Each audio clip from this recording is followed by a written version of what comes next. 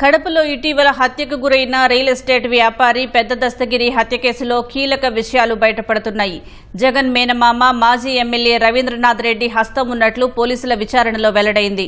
నాడు సొంత మేనల్లుడే సీఎంగా ఉండటంతో ముస్లిం ఆస్తుల్ని ఆక్రమించిన ఎవరూ అడ్డుకోగలరన్న ధీమాతో ఆయన రెచ్చిపోయినట్లు తెలిసింది. అదే సమయంలో ఆయనకు పెద్ద దస్తగిరి బినామీ అని తేలింది. ఆస్తిని తిరిగి రాయించుకునే విషయంలోనే రవీంద్రనాథ్ రెడ్డికి పెద్ద దస్తగిరితో విభేదాలు తలెత్తాయని, చివరకు అది హత్యకు దారితీసిందని పోలీసుల విచారణలో వెల్లడైంది.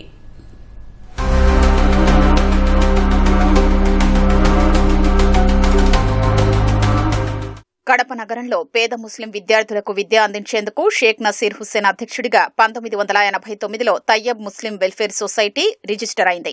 దీని ఆధ్వర్యంలో పాలిటెక్నిక్ కళాశాల ఏర్పాటు చేశారు. ఈ సొసైటీ పేరుతో 100 ఎకరాలు కొన్నారు. వాటి విక్రయానికి వీల్లేకుండా విద్యాసంస్థ నిర్వహణకే ఉపయోగించేలా కఠినమైన బైలా నిబంధనలు ఉన్నాయి. అయితే వీటిపై కన్నేసిన మాజీ ఎమ్మెల్యే రవీంద్రనాథ్ రెడ్డి సొసైటీ నిబంధనలకు విరుద్ధంగా ఎస్ ఖాదర్ బాషా నేతృత్వంలో మరో నకిలీ కమిటీని సృష్టించినట్లు పోలీసులు తెలిపారు. 2021 నవంబర్ 25న 6 భాగస్వాములతో శ్రీ లక్ష్మీ పద్మావతి కన్స్ట్రక్షన్స్ ఏర్పాటు చేసినట్లు వెల్లడించారు. ఇందులో ఎమ్మెల్యే భార్య అరుణకుమారి, కుమారుడు నరేన్ రామాంజులరెడ్డితో పాటు ఇటీవల హత్యకు గురైన పెద్ద దస్తగిరి కూడా భాగస్వాములేనని స్పష్టం చేశారు. 2024 మార్చి 11న అంటే ఎన్నికలకు కొద్ది రోజుల ముందు వైఎస్సార్ కడప జిల్లా సీకేదిన్నె మండలం పబ్బాపురంలోని 24.26 ఎకరాల తయ్యబ్ ముస్లిం వెల్ఫేర్ సొసైటీకి చెందిన భూమిని ఖాదర్ బాషా కమిటీ ద్వారా శ్రీలక్ష్మీ పద్మావతి కన్స్ట్రక్షన్స్ పేరుతో విక్రయ రిజిస్ట్రేషన్ చేయించుకున్నట్లు పోలీసులు తెలిపారు. అదే ఏడాది ఏప్రిల్ 18న సదరు కంపెనీ భూముల్లో నుంచి 9.70 ఎకరాల్ని పెద్ద దస్తగిరి భార్య కనమల్ల రమణమ్మ పేరిట బదలాయించినట్లు వెల్లడించారు. ప్రస్తుతం ఈ భూమి విలువ 50 కోట్ల వరకు ఉంటుందని అంచనా.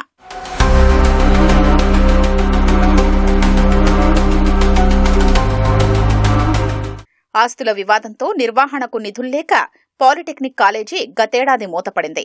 మాజీ ఎమ్మెల్యే రవీంద్రనాథ్ రెడ్డి తమ సొసైటీకి చెందిన 100 కోట్ల విలువైన ఆస్తులు కాజేశారని ప్రెసిడెంట్ నసీర్ హుస్సేన్ పోలీసులకు ఫిర్యాదు చేశారు.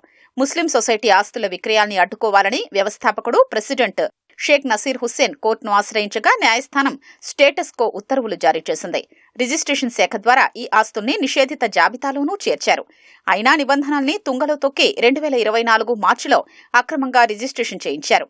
వాటిని రద్దు చేయాలని గత కలెక్టర్ శివశంకర్ అధికారుల్ని ఆదేశించినా ఇప్పటికీ అమలు కాలేదు. ఇప్పటికీ మాజీ ఎమ్మెల్యే బినామీల పేరిటే భూములున్నాయి. సొసైటీ వ్యవస్థాపకుడు షేక్ నసీర్ హుస్సేన్ను ఎస్పీ నచికేత్ విశ్వనాథ్ స్వయంగా విచారించి వాంగ్మూలాన్ని సేకరించడంతో అసలు విషయం బయటపడింది.